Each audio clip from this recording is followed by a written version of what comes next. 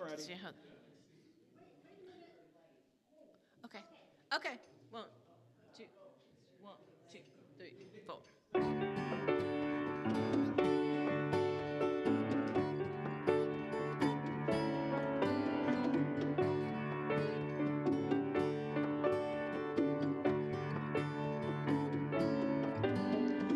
We have come together as a family. We have come here as we are. We have come with arms wide open. We have gathered here in love. Spirit is in this, Spirit is in this place. Spirit is in this, Spirit is in this place. Spirit is in this, Spirit is in this place. Raise the roof with shouts of praise. Spirit's in this place. We sing in celebration. We sing with words of prayer. We sing with words of prayer. We affirm our life as sacred. We declare that peace is here. Spirit is in this, Spirit is in this place. In this place, Spirit is in this, Spirit is in this place. In this place, Spirit is in this, Spirit is in this place. Raise a roof with shouts of praise. Spirit's in this place.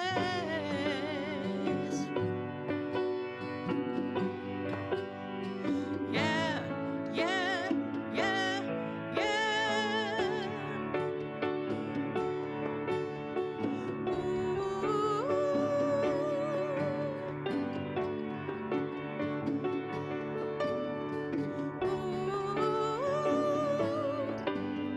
Spirit is in this, Spirit is in this place.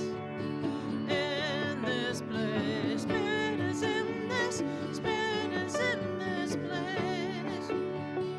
In this place, Spirit is in this, Spirit is in this place.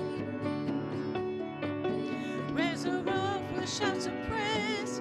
Spirit's in this place.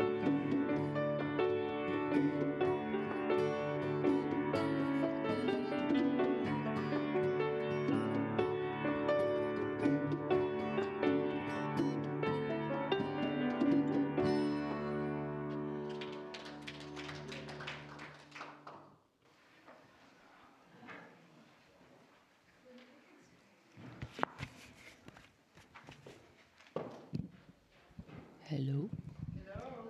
Good morning. Good morning. Can I just do that again? Good morning. Good morning. Thank you. I love that. It's a small group today, which is probably a good thing for me today. I just want to welcome everyone and thank you for coming out this morning on this cold January morning, the first Sunday of the new year, which is pretty special for all of us. Are there any new people here today? Everyone looks familiar? Okay. And also would like to say hello to anyone watching on YouTube later today or later in the week or whenever. You're here in spirit, and we're grateful. I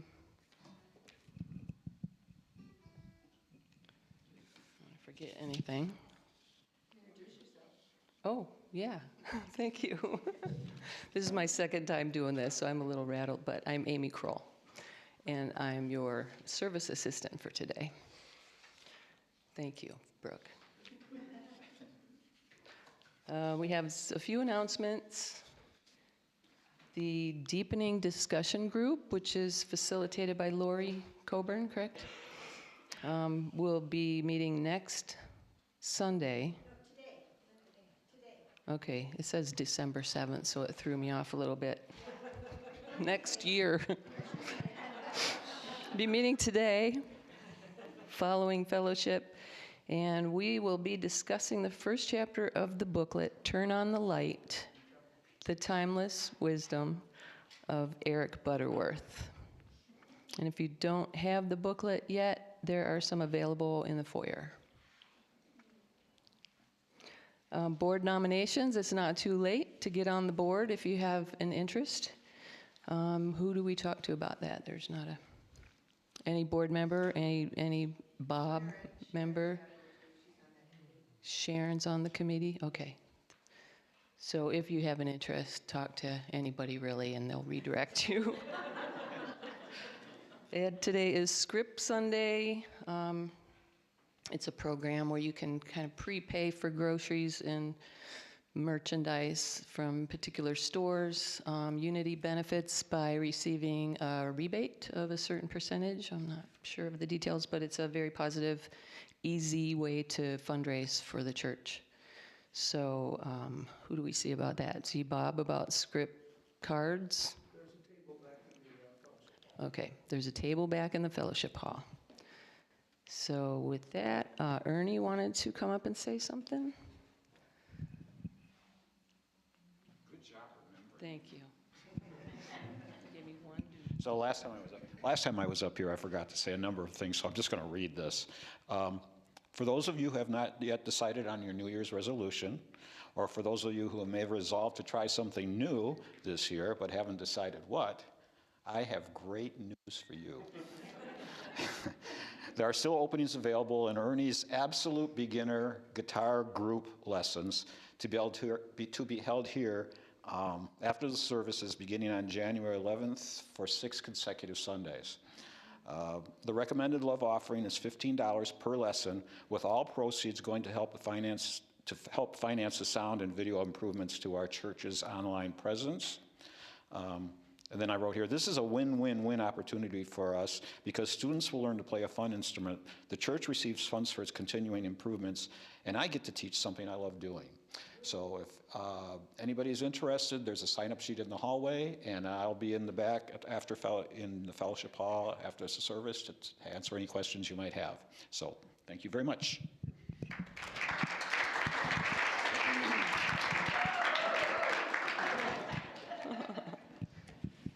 And now our statement of unity is on the board. Yes. Together, I look forward to all the new year holds for me. To you.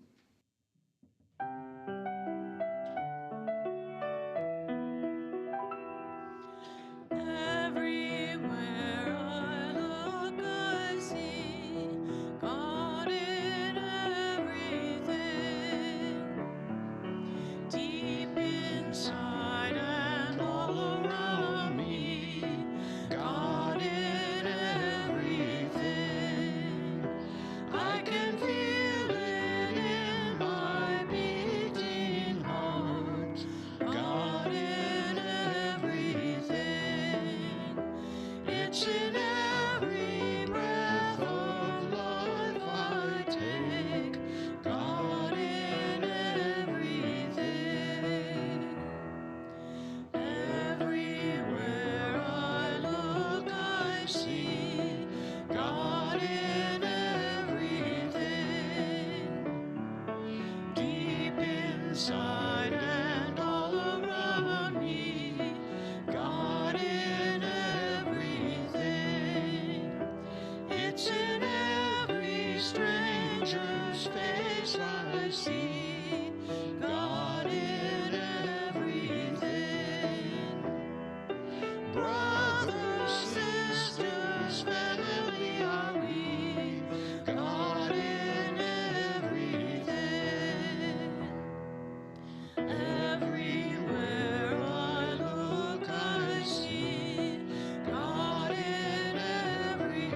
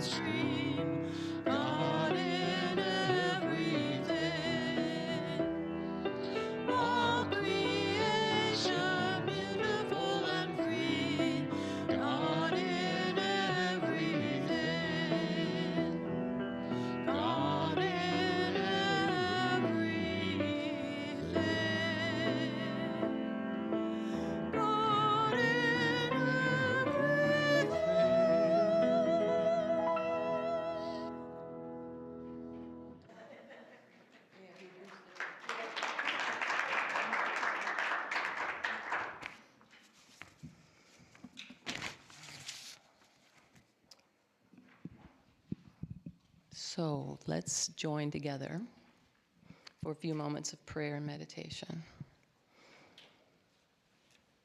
I like to start my meditation with conscious breathing. So I'd like to lead you through a little bit of that this morning. I want to give you a clear pattern of breathing before we begin. So please take a moment to settle into your seat, to uncross your arms and legs, plant your feet on the floor, and bring your awareness fully into your body and this present moment. Maybe shrug your shoulders, roll your neck a little bit to help release any tension you may be holding in your body. And let's become fully present in the room and let the world outside wait for the next 45 minutes or so. So the breathing pattern is this. You inhale for a 4 count, hold for 1, exhale for an 8 count, hold for 1, and repeat. So each repetition helps you relax and release a little more.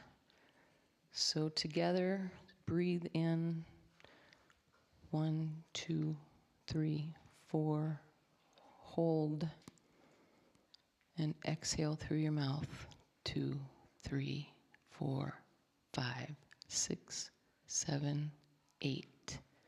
Hold 1, repeat. 2, 3, 4. Hold. Exhale. 2, 3, 4, 5, 6, 7, 8. One more time. Breathing in. 2, 3, 4. Hold. Exhale. 2, 3, 4, 5, 6, 7, 8. Just continue breathing naturally, whatever's comfortable for you. Father, Mother, God, we experience January as the time when the light begins to return to our part of the world. The holidays are behind us. Winter is firmly upon us. And life demands a tiny bit less than it did just weeks ago. It is the season of hibernation, of healing, of reflection. For now, we do not reach for resolutions or more change or even personal growth. No more healing our shadows. No more striving or planning, just for now. It's time to be, to unfold, and to own it. We've spent so much time processing what is going on in the world. We've been thinking that life will get better when X, Y, or Z happens. That if we can just hold on until then, we can start to live fully. But today, I invite you to simply be. You can try to quiet your mind, but your mind's habit is to narrate and to chatter. So we can just watch the antics and we can redirect it gently.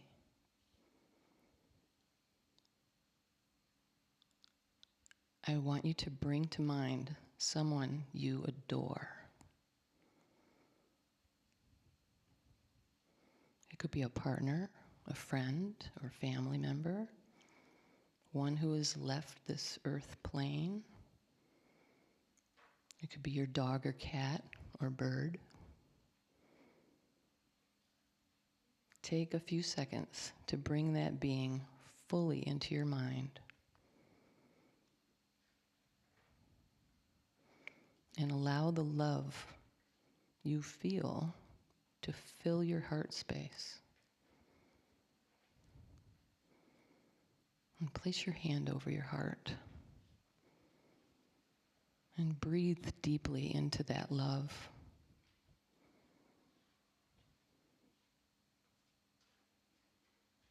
Now let that person or being fade away, but hold on to the feeling of love.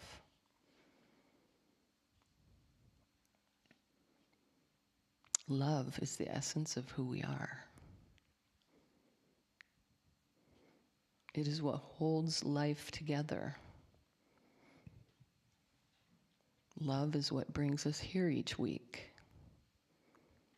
What causes us to offer help, or to hug, or to listen, and be fully and humbly present. Feel the love in your heart center growing. Feel it spread outward and upward. Let that love form a smile on your face.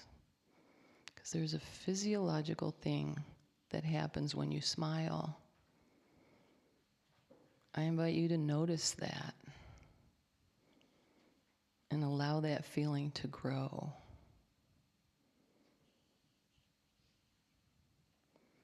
Just feel it fill you and reach beyond you for a few minutes in the silence. Sit with God, source, love, and just be.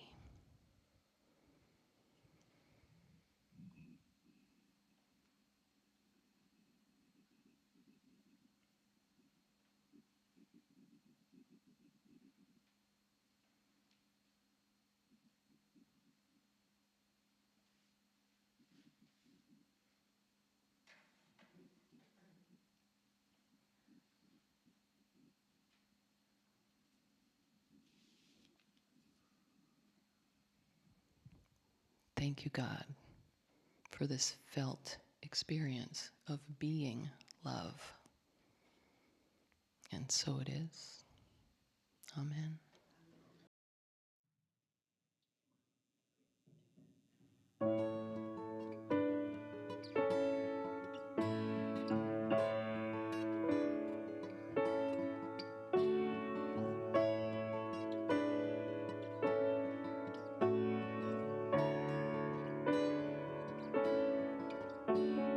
Here is the meltdown, Christmas is over.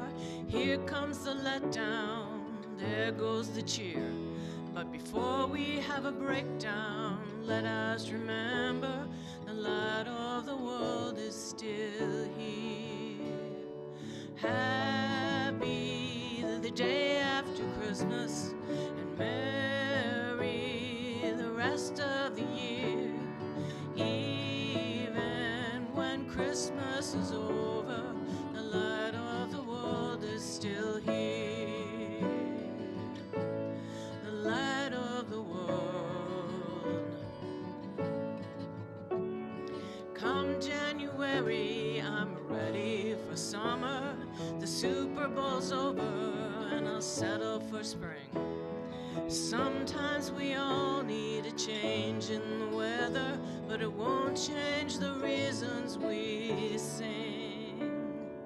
Happy the day after Christmas, and merry the rest of the year. Even when Christmas is over, the light of the world is still here. Light of the world. He's the light of the world. The light of the world.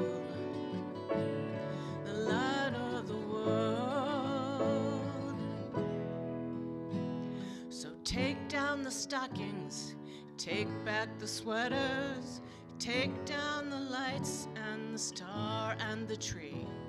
But don't let the world take your joy after Christmas.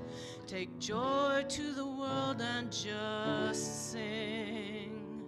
Happy the day after Christmas, and merry the rest of the year.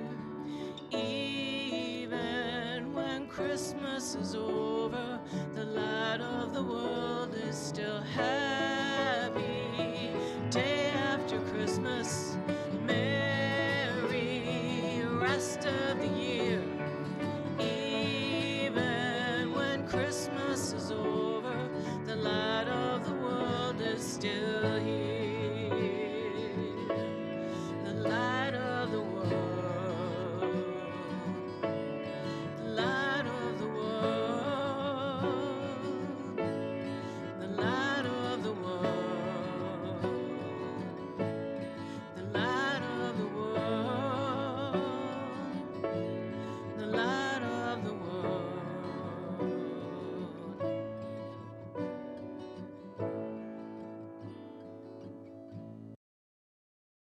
Mm. Oh.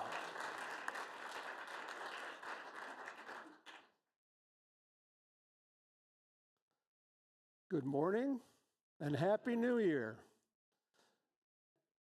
This is the first Sunday of the new year, as has been pointed out, and is off to a phenomenal start. Amy is brand new as a worship assistant, but that is one of the best, one of the most poignant meditations I've heard in quite a while. I want to thank Carol before she leaves the room. I asked that she would work in that song, that last song, Day After Christmas, somewhere. I came across that as I was preparing for a Christmas Eve service. It's by Sarah Bareilles. I think that's how you pronounce her name. And it's phenomenal. I mean, and it says everything as far as what the year is about.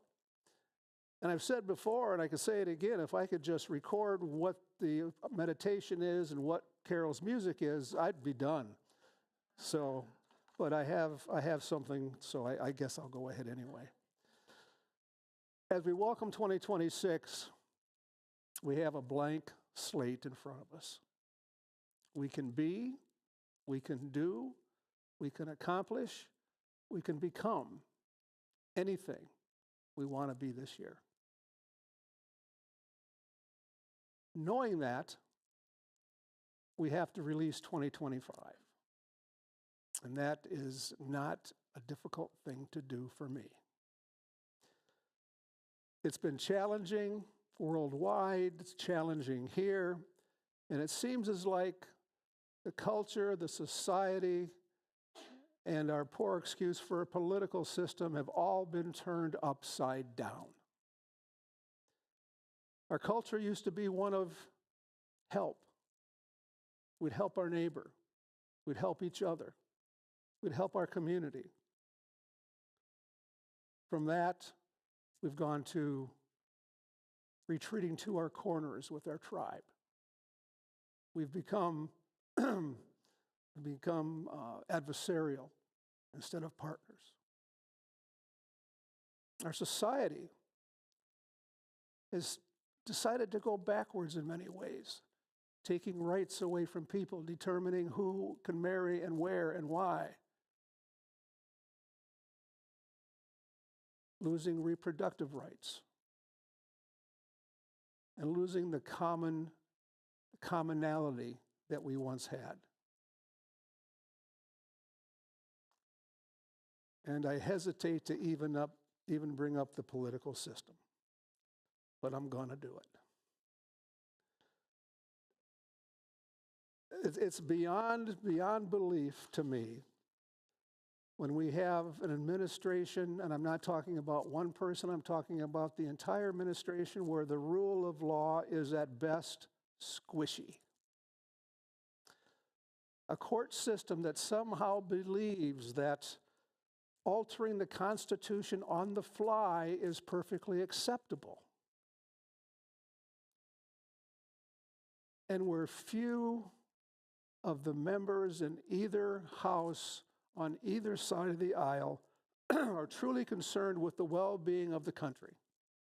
They are most concerned with their reelection and keeping their bases happy, and that has become the norm. They are not governing or seem to be interested in providing the highest good for the country and its people. And there is no partisan immunity here. It's across the board. It's a time when our society seems bent on promoting separation, judgment, and the belief in not enough, where sayings like, I'll get my share of the limited resources, and you all take care of yourself the best you can, has become common. Now, everything I just said reinforces that I have spent too much of my time in the past 12 months in Bob consciousness instead of Christ consciousness. I spent way too much time in my humanity and not nearly enough time in my divinity. Over the course of last year, as many of us, I have experienced almost every type of emotion I can think of. Anger, frustration, fear, embarrassment, dislike and disdain for a lot of things and some people. And if you ever wonder, am I working from, who's in charge here now? Is it ego or is it my highest self, my spiritual self? Just ask yourself these questions. Is this from fear or is this from peace? Is there blame here, or am I thinking of forgiveness? Is there suspicion and doubt, or is there trust? And is there separation, or am I seeing everyone as one? I think you can figure out what goes where with that. Fortunately, the last 5 weeks in our talks and the series have led me thankfully back to reconnecting with Spirit, reconnecting with that presence within, and reconnecting with the Christ consciousness, and letting some of the Bob consciousness go away for a while. Through Advent, we focused on hope, focused on peace, love, faith, and joy. Christmas Eve and Christmas, we centered ourselves in the light that shines from us and the light that we are meant to share with the world, and acknowledged that the birth of Jesus symbolizes a rebirth in us and finding anew the Christ presence in us. And here we are, beginning of the year, canvas is blank, slate is clean, and absolutely anything is possible. I have to admit that the actions that were taken yesterday brought all of this back to me in one lump.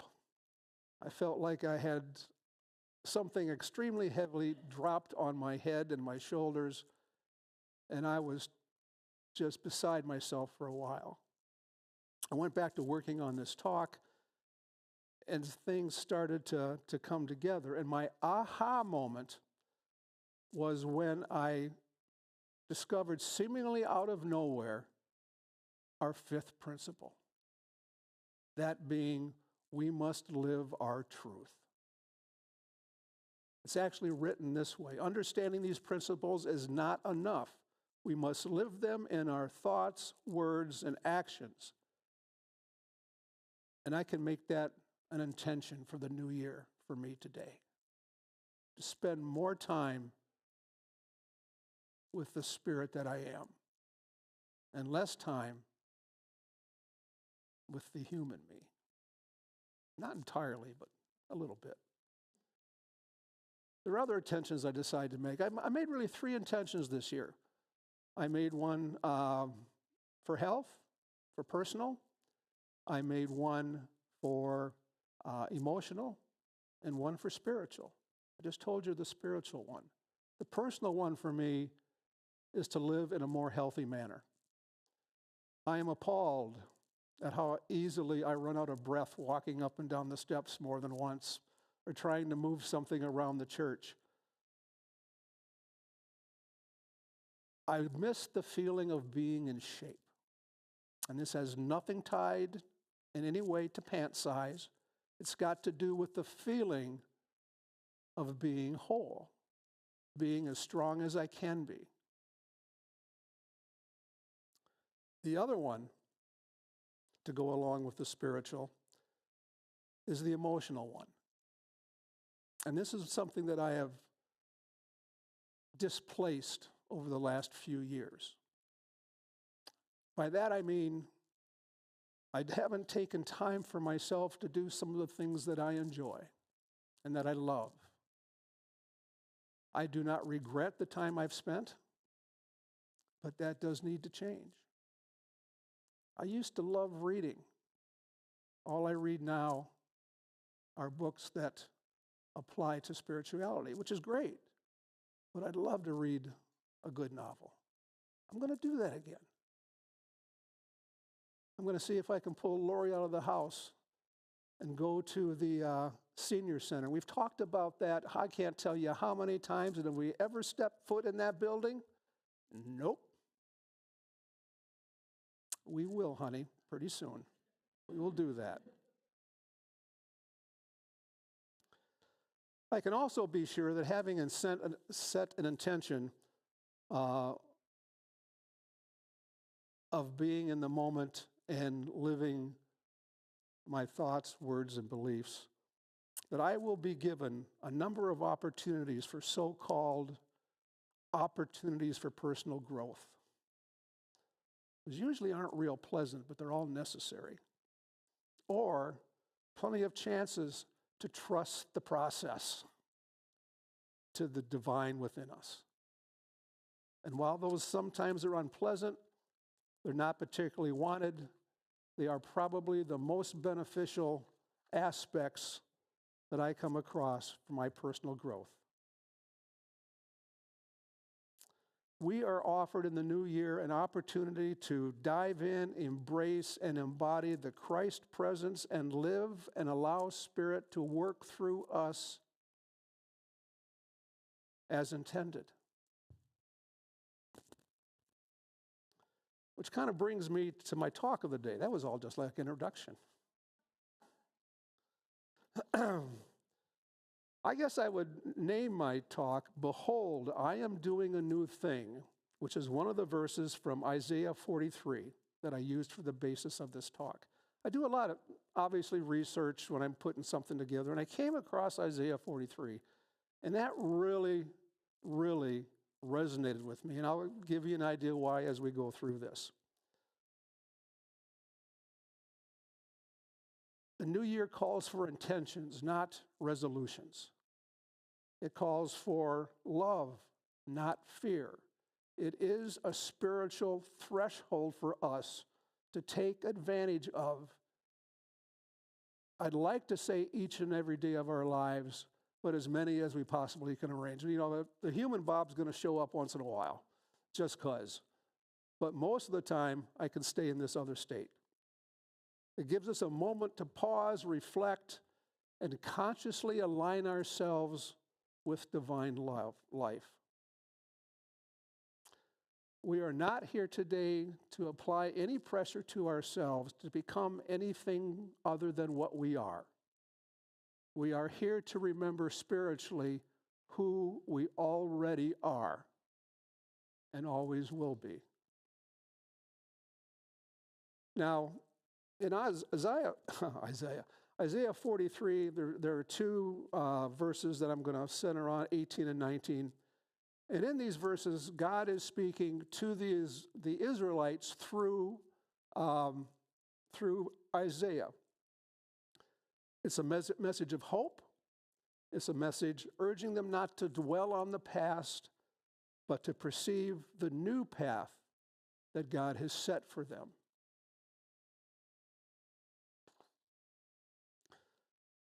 These are the verses. Do not remember the former things or consider the things of old. I am about to do a new thing. Now it springs forth. Do you not perceive it? I will make a way in the wilderness and rivers in the desert. What does that mean? There's a lot of things, a lot of meanings, especially if we look at some of it, from a metaphysical standpoint. Isaiah is not describing something God will do at some point. He is describing what happens when consciousness awakens within us. We know that God does not change. We know that it's constant. We know that it's whole. We know that spirit is complete and is missing nothing. The new thing they're talking about is not something that happens outside of ourselves. It is a new way of seeing and a way of raising our spiritual understanding. That's what is new in us, if we let it be. Charles Fillmore taught this clearly when he wrote, "Faith is the perceiving power of the mind linked with the power to shape substance." It kind of sounds like co-creation, doesn't it? Kind of sounds like what we have faith in, what we think is going to come to be.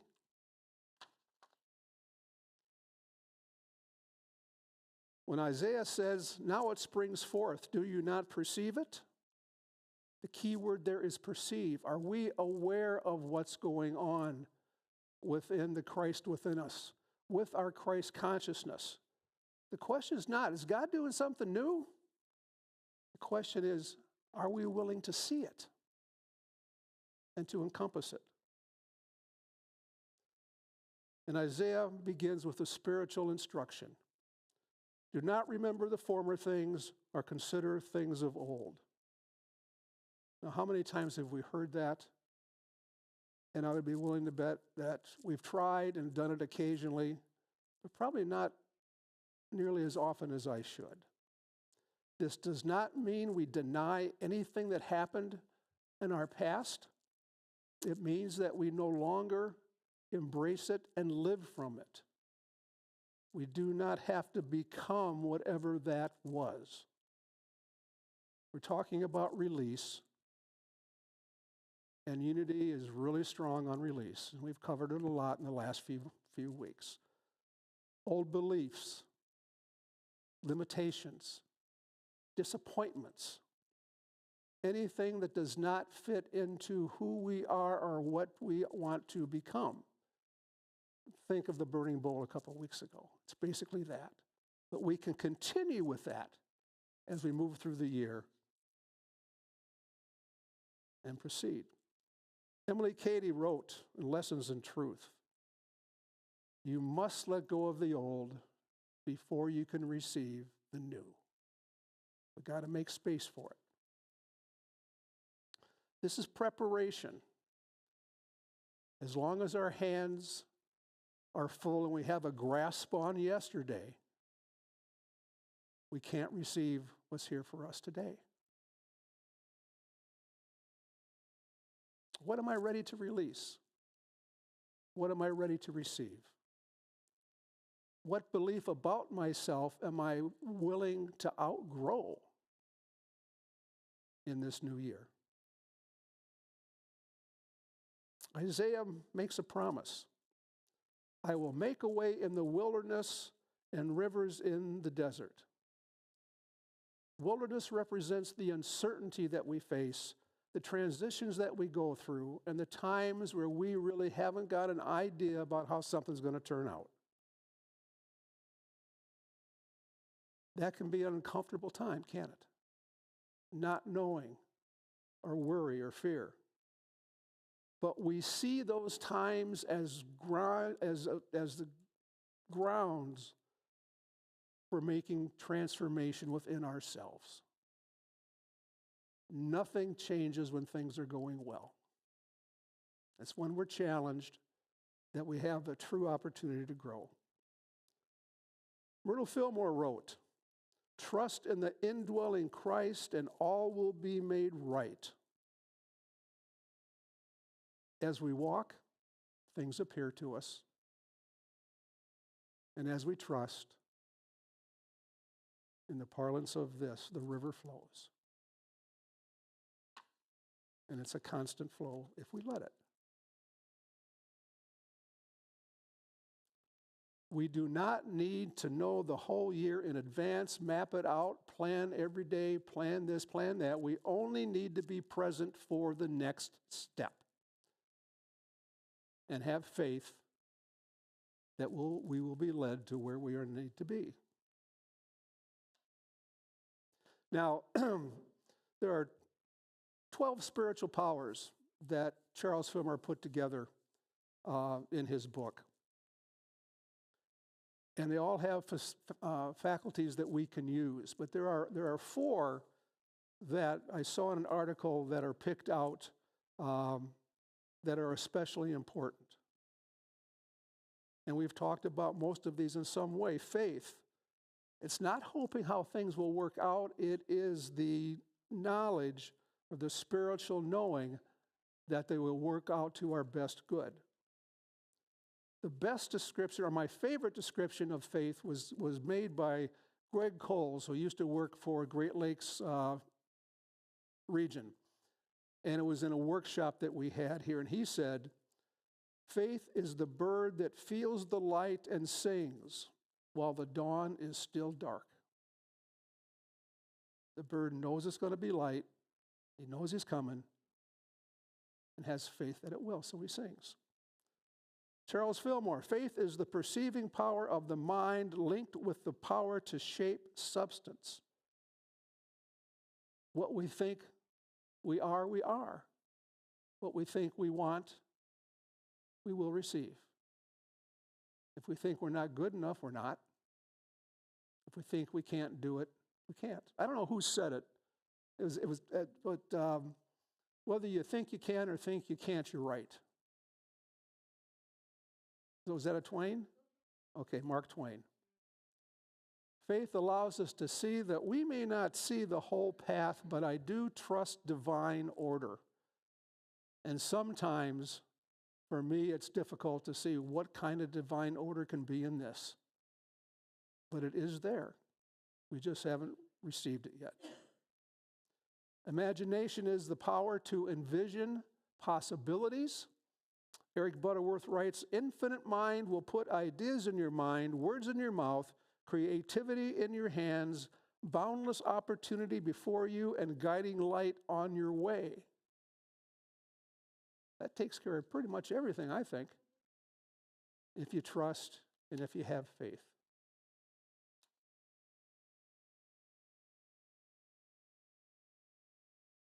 This year, imagine peace instead of worry, wholeness instead of lack, and purpose instead of confusion. If we focus on peace, wholeness, and purpose, what do you think we'll have more of at the end of the year? Wisdom. Now, I got to believe that comes from Spirit because I still haven't realized this wisdom of age thing that's supposed to happen, right?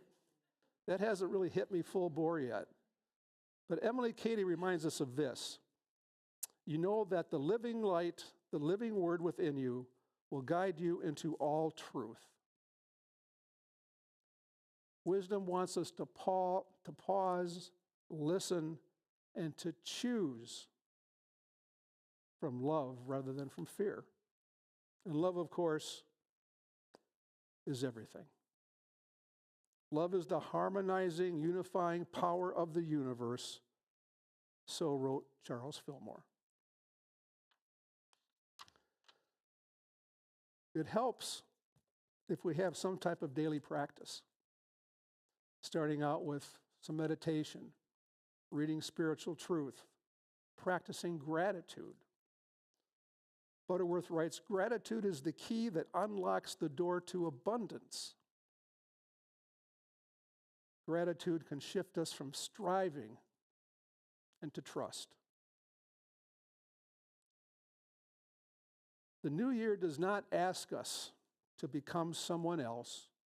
We are asked only to become ourselves more fully, to be more in sync with Christ consciousness and the Christ presence. Here are those words again from Isaiah. Now it springs forth. Do you perceive it? The new thing that they were talking about is not ahead of us, it is within us now, and it is awakening at this moment. That's not a mic drop, that was a pen. If we continue on this path and live inside, live through our hearts, we will have a much different 2026, regardless of what happens out there. Because that is really inconsequential. We can't control that. We can't change that, but we can make ourselves, the space around us, and the people that we come in contact with more peaceful, more loving, more compassionate, especially compassionate to ourselves. That's a big one for me. I have a closing affirmation that I would like us to say together. Hopefully it's on the screen. Okay. And this relates back to the Isaiah verses. Together, I release the past with love. I open my heart to divine guidance. I welcome the new thing God is doing in me and through me, and I move forward in faith, wisdom, and joy. And so it is. If we can do those things this year and be what we are, who we are, and share that, I know for a fact that on the 4th of January 2027, I will not look back on 2026 the same way I look back on 2025. Thank you, and God bless you all.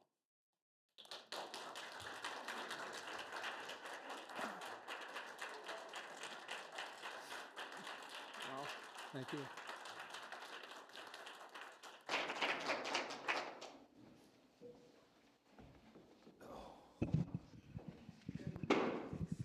Thank you, Bob. That was powerful for me today. It is the time for our love offering. Ushers are ready to go. There are many ways to give to UTC, Unity of Traverse City. You can volunteer. Your simple presence and the love you bring is a huge gift to our congregation. And through monetary love offering. And this is the time for that love offering. So as children of a loving God, we live in the light of abundance. We're deeply grateful for all that has been given and all that is to come. We embrace the good that God provides with joy and thanksgiving. Is there prosperity blessing on the screen? Together, God is the constant, unconditional, and unfailing source of good in my life.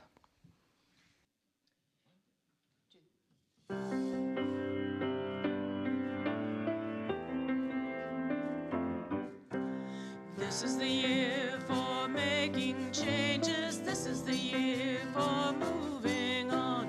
This is the year of overcoming. This is the year for growing strong. This is the year for a new way of thinking. This is the year for making plans. This is the year for reaching out. And this is the year for joining hands.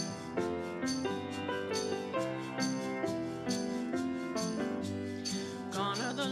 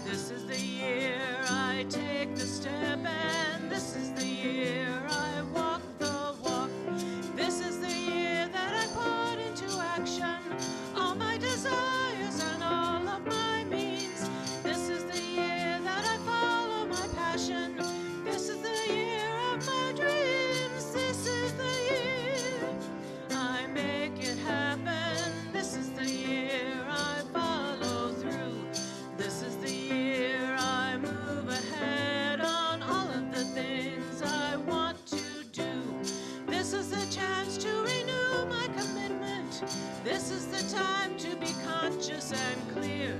This is the moment for living fully. This is the year. Is the year. This is the year. This is the year. This is the year.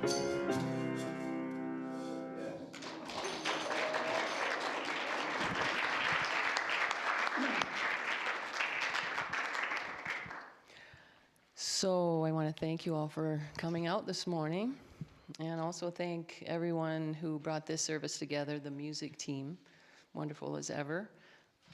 Sound guy, Rowdy, he's awesome. The kitchen crew, they have, I think we're doing birthday celebrations today, so please come back to the other end of the building after service and join us for some conversation and fun. So, and I also want to thank you all for being here today and sharing your love with everyone. And it is felt, and it is reflected right back to you, and it grows. So now we can circle up for our closing prayer and song. Okay.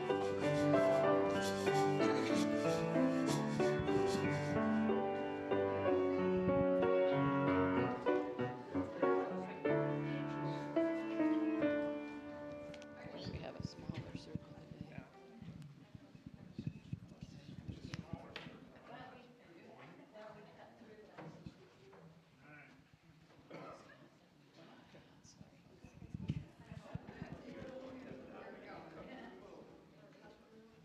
I think we need to just squeeze it up a little bit. I need my hands, sorry. Come on down. Okay, I'm gonna break the circle. Okay, thank you. Yes, thank you, it is.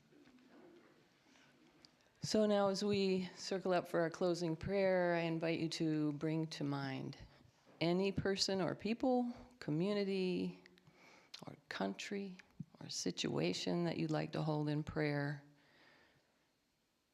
When two or more are gathered, we intensify our living connection and send even more love out into the world consciously. So please feel free to speak or whisper names into the circle or just bring them to mind silently.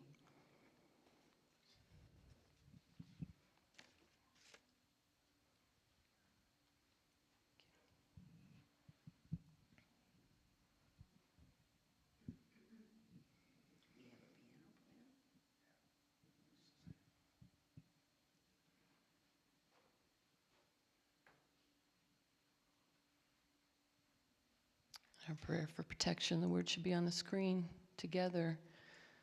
The light of God surrounds us.